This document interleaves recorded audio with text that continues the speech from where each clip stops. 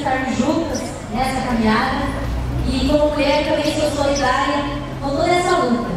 E quero dizer para vocês que é inconcebível ainda as estatísticas mostrarem que mulheres perecem por falta do autoexame, por falta de conhecerem que tem cura, como disse a doutora Evelina.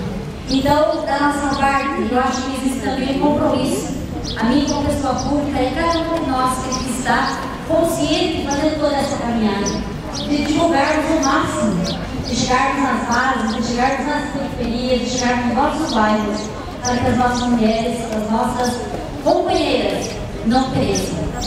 E como poder público, assumir hoje como vereadora, em 2013, como vice-prefeita, a primeira vice-prefeita na história do Tarapá, por esses quase 200 anos, pode ter certeza, serei a voz feminina, estarei falando da nossa falta, dos nossos anseios, das nossas necessidades. E vocês podem contar comigo sempre. Portas abertas, diálogo com todas as mulheres do Tarapá. Um grande abraço a todos e a todas.